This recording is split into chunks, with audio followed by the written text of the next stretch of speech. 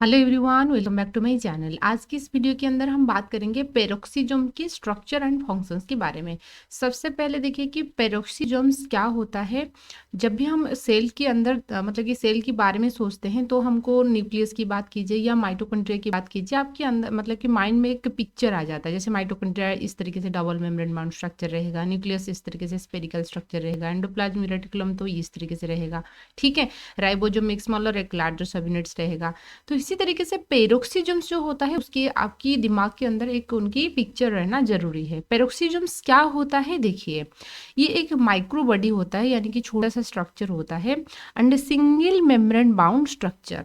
हमने लाइसोजोम्स की बात की है। लाइसोजोम्स आपने जैसे पढ़ रहे थे कि सिंगल मेम्ब्रेन बाउंड स्ट्रक्चर होता है और उसके अंदर भरा हुई है हाइड्रोलाइटिक एंजाइम्स। पेरोक्सिसम्स भी आपकी इस तरीके से सिंगल मेम्ब्रेन बाउंड स्ट्रक्चर है। देखिए यहाँ पर एक plasma membrane single lipid boiler लिखा है, क्यों? क्योंकि आपको पता है जो प्लाज्मा मेम्ब्रेन होता है that is made up of phospholipid boiler, इसलिए यहाँ पर लिपिड बाइलर लिखा है, लेकिन ये होता है आपका सिंगल मेम्ब्रेन बाउंड स्ट्रक्चर। ठीक है। अच्छा, उसके अंदर आपको कौन सी एंजाइम्स देखने को मिलेगा? ऑक्सीडेज मतलब कि एंजाइम्स देखने को मिलेगा, जो कि जिसके नाम होता है काटालेज, यूरेज, इस तरीके से एंजाइम्स होता है। आई होप आपके दिमाग के अंदर एक पिक्चर रहेगा कि पेरोक्सिसम्स क्या होता है। एक सिंगल मेम्ब्रेन बाउंड ऑर्गेनेल होता है और जिसके अंदर आपको ऑक्सीडाइजिंग एंजाइम्स भरे हुए हैं। जैसे लाइसोजोम सिंगल मेम्ब्रेन था, हाइड्रोलाइटिक एंजाइम से भरा हुआ था, वैसे पेरोक्सिसम्स आपकी सिंगल मेम्ब्रेन बाउंड स्ट्रक्चर है और ये किस में भरा है? ऑक्सीडाइज्ड एंजाइम्स में भरा हुआ है। तो उनके नाम क्या होता है? देखिए पेरोक्सिसम्स, पेरोक्सिसम्स इसलिए दे रखा है क्योंकि ये एक और केमिकल्स होता है जिसका नाम होता है हाइड्रोजन पेरोक्साइड्स, उसको ब्रेक करने की काम वही होता है और सिंथेसिस भी वही पर होगा। ठीक है, इसलिए उसके नाम होता है पेरोक्सिसम्स। तो देखिए peroxisome is single membrane bound vesicle which is contains the digestive enzymes. ठीक है, name of the peroxisome due to synthesis भी यहाँ पर हो रहा है, डिग्रेडेशन हो रहा है हाइड्रोजन पेरोक्साइड की H2O2। ठीक है। अच्छा, तो इसको हम डिटॉक्सिफिकेशन के सेंटर कहेंगे क्योंकि हाइड्रोजन पेरोक्साइड जो होता है this is toxic for our body, और इसलिए ये बॉडी उसको ब्रेक डाउन करके वाटर एंड ऑक्सीजन को अलग कर लेता है, इसलिए हम उसको डिटॉक्सिफिकेशन कहेंगे। इसी दौरान से आपको ज़्यादातर पेरोक्सिसम जो होता है लिवर सेल्स में एंड किडनी सेल्स में देखने को मिलता है, मोस्ट अबाउंडेंट। हालांकि सभी सेल में होता है लेकिन मोस्ट अबाउंडेंट आपका लिवर एंड किडनी सेल में रहेगा। उसको पहली बार रोडिन ने 1954 में डिस्कवर किए थे। उनकी साइज अप्रोक्सीमेटली 0.1 से 1 माइक्रोमीटर के आसपास होता है एंड मिनिमम तो 100 रह सकता है हर एक सेल्स के अंदर, उससे ज़्यादा भी आपको देखने को मिलेगा। जैसे मैंने आपको बताया था कि पेरोक्सिसम्स जो होते हैं वो लाइसोसोम जैसे स्ट्रक्चर होता है। जैसे हमने बताया कि लाइसोसोम से एक सिंगल मेम्ब्रेन बाउंड स्ट्रक्चर रहेगा और उसके अंदर हाइड्रोलाइटिक एंजाइम भरा है। यदि लाइसोसोम है आपके पास, फिर पेरोक्सिसोम बनाने जरूरत क्या है?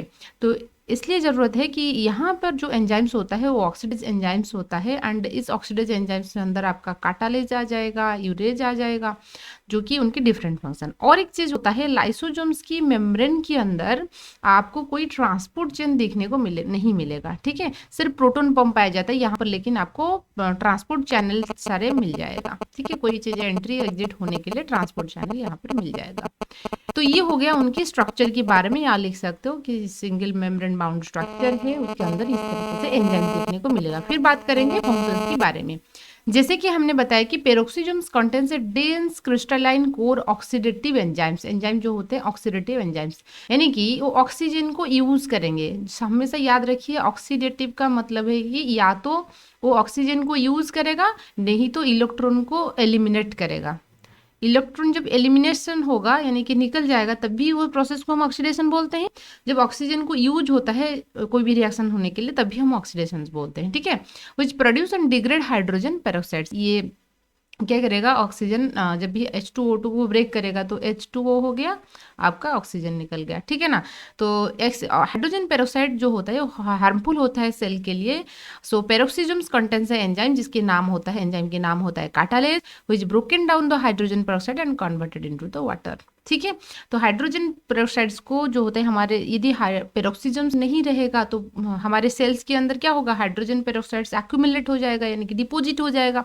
सो that will gives harmful and injurious to our cells. ठीक है, uric acids amino acids purines. Amino acids क्या है आपको पता होगा, जो प्रोटीन हमारे बॉडी के अंदर होता है वो कैसे बने हुए हैं, अमीनो एसिड्स। अमीनो एसिड्स आपस में पेप्टाइड बॉन्ड से जुड़ी होते हुए बनाते हैं आपकी प्रोटीन, ठीक है।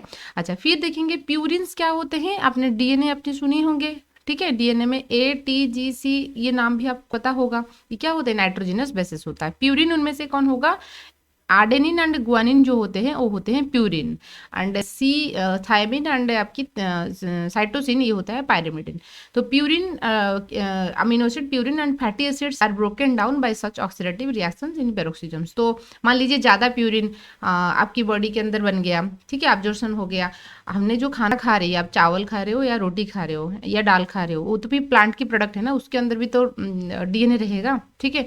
हम उसको तोड़ देते, फिर हमारा जो डाइजेस्टिव सिस्टम होता है, न्यूक्लियस वगैरह, ये उसको तोड़ के ATGC अलग अलग कर लेंगे, तो वही एब्जॉर्प्शन होके चले जाएगा बॉडी के अंदर।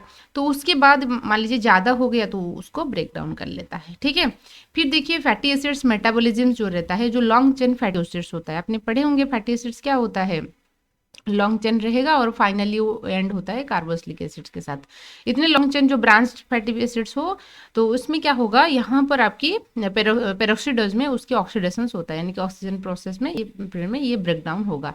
फैटी एसिड्स की ब्रेकडाउन होने के बाद एनर्जी निकलता है, ठीक है। माइटोकॉन्ड्रिया, एनिमल सेल्स में माइटोकॉन्ड्रिया में भी होता है, लेकिन पेरोक्सिजम्स में भी वही चीज होगा, याद रखिए। सो फॉर्म में acyl CoA and acetyl coenzymes को कन्वर्ट हो जाएगा। In animal cell fatty acid oxidisation बहुत पेरोक्सिजम में होता है, माइटोकॉन्ड्रिया में होता है, लेकिन प्लांट एंड ईस्ट में आपकी जो फैटी एसिड्स की जो ऑक्सीडेशन होता है वो सिर्फ और सिर्फ आपको पेरोक्सिजम्स में देखने को मिलेगा। ये लिपिड बायोसिंथेसिस करता है, यानी कि कोलेस्ट्रॉल बनाने के काम है, ठीक है, यहाँ पर होता है। या डॉलिकल है, डॉलिकल बनाने के काम भी यहाँ पे होता है। बाइल एसिड सिक्रेशन करेगा। बाइल एसिड्स हमने पढ़े हैं, आपने पढ़े होंगे कि जो गल ब्लैडर होता है, लीवर से चीज़ें बनने के बाद they will go and stored in the गल ब्लैडर, ठीक है।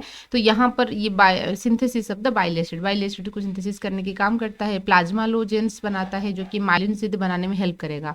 माइलिन शीथ आपका क्या होता है, जो न्यूरॉन्स है, एक्सोन के चारों तरफ एक लिपिड की कवरिंग पाया जाता है, तो उसको हम बोलते हैं माइलिन शीथ। जो फ्री रेडिकल्स होता है उसको भी रिमूव करने के लिए काम उनकी होता है, हाइड्रोजन पेरोक्साइड जब ब्रेक करेगा उसके टाइम पे। तो और हम देखेंगे oxidase use the oxygen to oxidise the organic substances और प्रोड्यूस हाइड्रोजन पेरोक्साइड्स। तो कैसे, वो तो था कि हमने कैसे देखा कि हाइड्रोजन पेरोक्साइड को ब्रेक करके that will produces the water. अब हम देख रहे हैं कि ऑक्सीडेज जो है वो कैटालिस्ट की काम था। अब कौन सी एंजाइम आ रहा है, ऑक्सीडेज। ऑक्सीडेज क्या करेगा, ऑक्सीजन को यूज करेगा जो भी ऑर्गेनिक सब्सटेंसेस होता है। ऑर्गेनिक सब्सटेंसेस बोलेंगे तो अमीनो एसिड्स हो सकता है, कार्बोहाइड्रेट हो सकता है, लिपिड हो सकता है। उस तीनों चीज़ों को, मतलब इस टाइप की चीज़ों को हम ऑर्गेनिक बोलते हैं, जहाँ पर आपको कार्बन कंटेंट दिखने को मिलेगा, उसको हम बोलते हैं ऑर्गेनिक। तो ये ऑक्सीजन की प्रेजेंस में they will produces the hydrogen peroxides. जैसे कि hydrogen peroxide generated by glycolate oxidase reactions, beta oxidation और fatty acid. Glycolate oxidase reactions आपकी जो जॉर्मिनेटिंग सीड्स होते हैं प्लांट के अंदर, यहाँ पे आपको ग्लाइकोलेट ऑक्सीडेज मिलेगा। आपको पता है प्लांट के अंदर जो रेस्पिरेशन के दौरान जो कार्बन डाइऑक्साइड निकल रहा है, वो कार्बन डाइऑक्साइड को फिर रूबिक्सको एंजाइम्स उसको फिक्स कर रहा है, ठीक है ना, रूबिक्सको एंजाइम्स। तो इसके दौरान क्या बनता है आपका ग्लाइकोलेट, मतलब कि ग्लाइकोलेट बनेगा। तो इस टाइम पे ये क्या करेगा, हाइड्रोजन पेरोक्साइड वो वहाँ से उसको जनरेट, मतलब कि बना लेता है। क्यों, क्योंकि बॉडी के अंदर यदि सारे कार्बन डाइऑक्साइड्स यूज हो जाएगा तो भी दिक्कत है। तो कार्बन डाइऑक्साइड से बफर की जैसे काम करता है, तो इसलिए सारे कार्बन डाइऑक्साइड यूज होगा तो अभी प्रॉब्लम है। Peroxisome also contains catalase the enzyme that degrade the. याद रखिए, हाइड्रोजन पेरोक्साइड्स को डिग्रेड करने के लिए कैटालेज की यूज होता है, हाइड्रोजन पेरोक्साइड्स को बनाने के लिए ऑक्सीडेज की यूज होता है, ठीक है। तो ये था आपकी पेरोक्सिजम्स की फंक्शंस के बारे में। फिर बात करेंगे उसकी डिजीज के बारे में। यहाँ पर पेरोक्सिजम से रिलेटेड 16 डिजॉर्डर आज तक डिस्कवर किया गया है। उनमें से आपकी 15 ऐसा होता है कि ऑटोजोमल रिसेसिव डिजॉर्डर, और एक डिजीज ऐसा होता है कि एक्स लिंक्ड डिजॉर्डर। तो वो एक्स लिंक्ड डिजॉर्डर जो होता है उसका नाम होता है एड्रेनोल्यूकोडिस्ट्रोफी।